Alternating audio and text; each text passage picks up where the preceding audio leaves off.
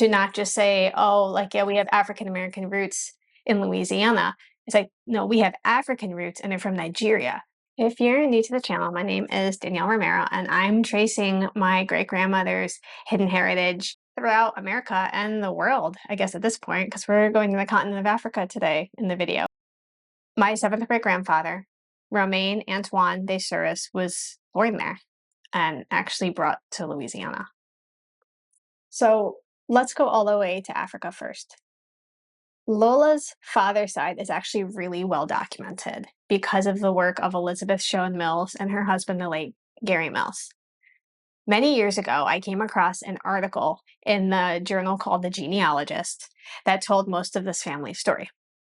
And my friend had reminded me of it, and so I kind of read through it with fresh eyes. And I was amazed that I hadn't picked up on the information that one of my direct ties to Africa was confirmed. I know lots of people are able to trace their roots back to different countries and stuff, but like for me, being able to not just say, oh, like, yeah, we have African American roots in Louisiana. It's like, no, we have African roots and they're from Nigeria. And I feel like getting to the heart of that, of these aren't people that just like appeared ex nihilo in Louisiana, but they were brought over against their will. And I'm here because of that. Eventually, he married another enslaved woman whose name was Catherine. And under Code Noir, supposedly, they wouldn't be separated until their children reached the age of 14. They had a daughter who was my sixth great grandma. Her name was Rosette Souris. And when she was just a toddler, her father was sold from their plantation in Natchitoches down to a planter in New Orleans, leaving her alone with her mom. Why does it matter for me to trace my roots to Africa?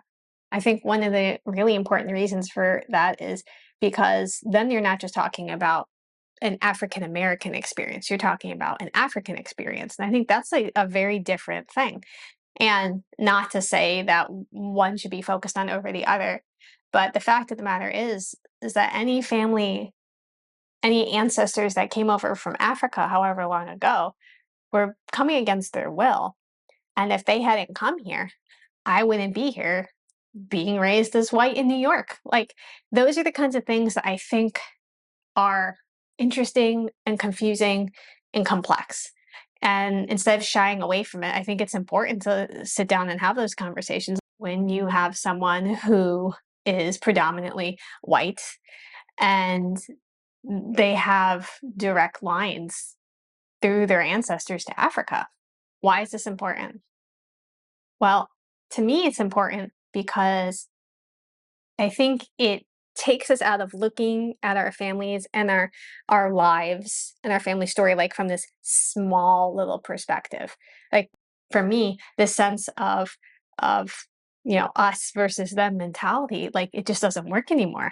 And I think it is going beyond just taking a DNA test and saying, oh, wow, I have African blood, I have African ancestors, and finding out who these people were, who were their names, like how are you connected to them?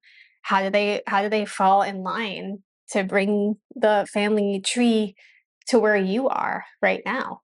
But to me, now, like anytime I hear about the country of Nigeria, that's not a separate thing. Like that's part of me, and that's part of my family. And I think those are the kinds of connections that digging into our family story, that's what makes the world a better place, is us having that sense of community instead of having like these little sections of like you're different from me, you're different from me, you're different from me, and finding out like we're really not as different as we think that we are.